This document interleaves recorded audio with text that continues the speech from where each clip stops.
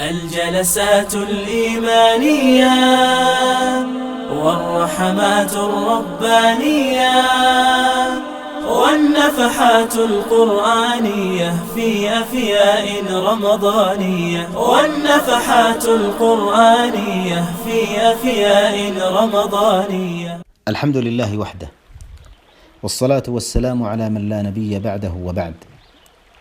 اللهم لك الحمد أن بلغتنا هذا الشهر الفضيل، ولك الحمد أن أعنتنا على صيامه وقيامه، اللهم فتقبله منا يا كريم. أيها الإخوة والأخوات، إن مما علمنا هذا الشهر الفضيل احترام الوقت والعناية به. ومن تتبع أخبار الناس وتأمل أحوالهم وعرف كيف يقضون أوقاتهم وكيف يمضون أعمارهم علم أن أكثر الخلق مضيعون لأوقاتهم، محرومون من نعمة استغلال العمر واغتنام الوقت. وإن المرء ليعجب من فرح بعض الناس بمرور الأيام وسرورهم بانقضائها، ناسين أو متناسين أن كل دقيقة بل كل لحظة تمضي من أعمارهم تقربهم من القبر والآخرة وتباعدهم عن الدنيا. إنا لنفرح بالأيام نقطعها وكل يوم مضى جزء من العمر. الوقت هو يسير بانتظام نحو الأمام دون أي تأخير أو تقديم. لا يمكن بأي حال من الأحوال إيقاف هذا الوقت أو تراكمه أو إلغاؤه أو تبديله أو حتى إحلاله.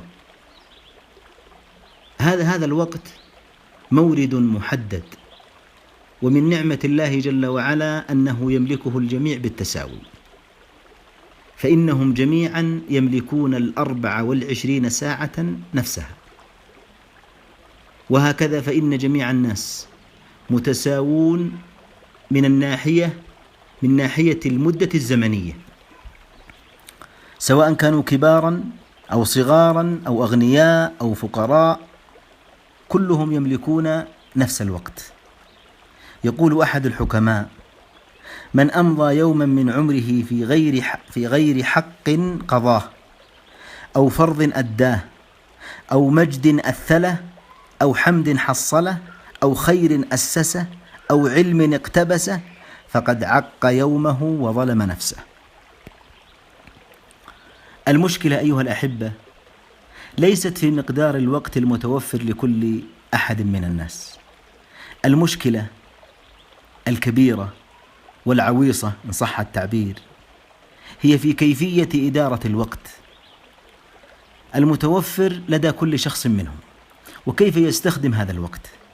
هل هو يستخدمه بشكل صحيح، بشكل جيد، في المفيد، في إنجاز الأعمال المطلوبة منه، أم أنه يهدره ويضيعه في أمور عديمة الفائدة أو قليلة الفائدة، أو قد تكون ضارة عليه ووبال عليه في الدنيا قبل الآخرة؟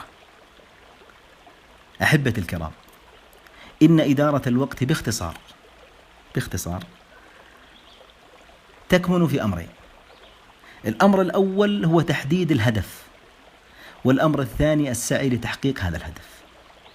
والله تبارك وتعالى يقول: أفمن يمشي مكبا على وجهه أهدى أم من يمشي سويا على صراط مستقيم. لذلك أيها الإخوة والأخوات، علينا أن نستغل الأوقات وأن نجعل حياتنا كلها لله، فلا نضيع من أوقاتنا ما نتحسر عليه يوم القيامة. الوقت يا أحبة سريع الانقضاء، يمر مر السحاب.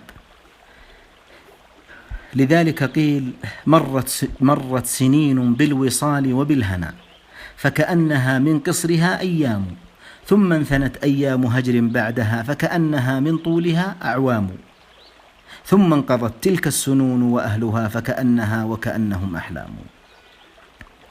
أخي المسلم، أختي المسلمة، فلنحسن استغلال أوقاتنا فيما يعود علينا وعلى أمتنا بالنفع في الدنيا والآخرة.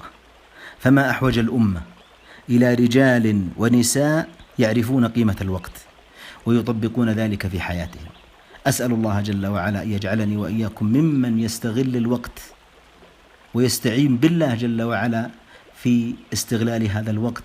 وصلى الله وسلم على نبينا محمد وعلى آله وصحبه وسلم. أدبا نشعل همما نرفع حجوبا نبذل في دعوتنا السبابا في أفياء رمضانية، في أفياء رمضانية.